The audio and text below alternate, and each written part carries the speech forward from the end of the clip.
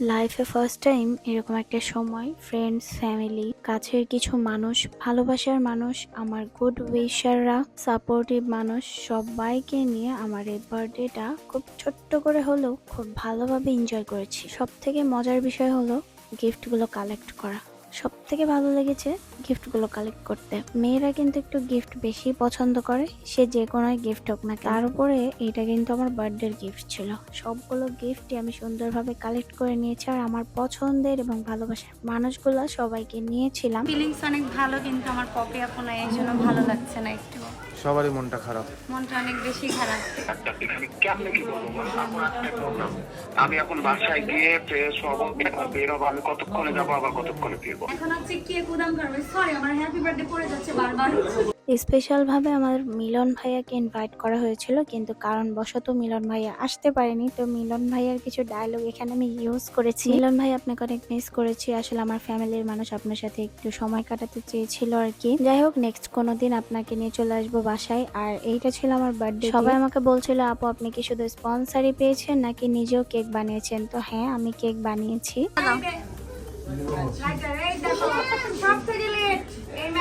আমি আসছি, ঘুরে গেছে, দেখছি কেউ আসে নাই। কখন আসছো তুমি? আমি 8টার দিকে এসে বসে আছি।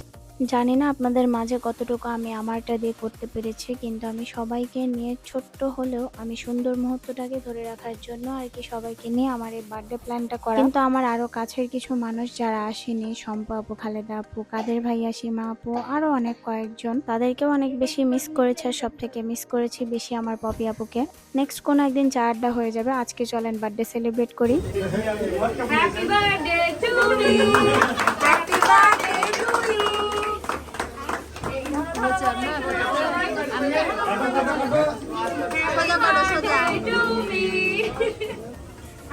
হয়তো এইভাবে আর কখনো বার্থডে সেলিব্রেট করা হবে না, কারণ আমার আর ইচ্ছা নাই এভাবে কোনো বার্থডে সেলিব্রেট করার। দিন যত যাচ্ছে তত হচ্ছে দুনিয়া খারাপের দিকে চলে যাচ্ছে। তো জানি না সবকিছু মিলিয়ে কেমন ভাবে চলাফেরা করব কি। ইনশাল্লাহ চেষ্টা করব সবকিছু নিয়ে ভালোভাবে চলাফেরা করার। চিন্তাধারা অনেক কিছুই আছে। আপনারা দোয়া এবং ভালোবাসা এবং আমাকে সাপোর্ট করে যাবেন, এটা আপনাদের সব থেকে বেশি জরুরি। তো সব থেকে বেশি খুশি হয়েছে আমি আমার দুই আন্টিকে একসাথে পেয়ে।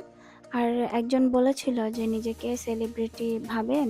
তো এরকম ধরনের কথা বলার জন্য ধন্যবাদ, যে আপনি আমাকে নিয়ে ভেবেছেন এবং আমাকে সেলিব্রিটি মনে করেছেন। আপনার যে মাথায় এসেছে যে আমি সেলিব্রিটি, এটাই আমার জন্য অনেক। আমি সেলিব্রিটি হই আর না হই, সবকিছু মিলিয়ে কেক কাটিং শেষ করে সবাইকে কেক সার্ভ করে আমাদের খানা চলে আসে। রাতের ডিনারে আমি চিকেন বিরিয়ানির একটা প্লেটার নিয়েছিলাম, যেটা আমি এর আগেও ট্রাই করেছিলাম, আমার কাছে বেশ ভালো লেগেছে। যেটা আমি ট্রাই করেছি, যেটা ভালো, সেটাই আমি অর্ডার করেছি। এখন জানি না কার কাছে কেমন লেগেছে, অবশ্যই আপনারা জানাবেন। কিন্তু আমার কাছে অলওয়েজ ফুড ক্লাবের প্রত্যেকটা খাবার ভালো লাগে, টেস্ট অনেক ভালো হয়। তো আমার প্রোগ্রামটা কিন্তু আমি ফুড ক্লাবে করেছিলাম। আর এখানে আমার ভাই, আন্টি, খালু, খালা, আমার সবাই ছিল। তো সবাইকে নিয়ে আলহামদুলিল্লাহ ভালো গেছে দিনটা। যারা আমার কাছের মানুষ তারা তো সবাই আসছিল। দেন আমি আর তর সইতে না পেরে আমি দেখেন রাতের ভিতরে রাস্তার মাঝখানে আমি গিফট খোলা শুরু করি। সব গিফটের মাঝে এই গিফটটা আমার ভাইয়েরও খুব পছন্দ হয়। আমার ভাই বলছিল, আমি এটা এখনই দেখবো, তুমি এটা এখনই খোলো।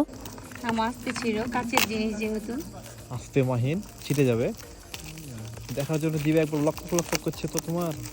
এই জন্য তো রাস্তাতে আনবক্সিং। আমাদের আনবক্সিং দেখে কুকুরে চলে এসেছে। আমাদের সাথে আরেকজন হাজির হয়ে গেছে।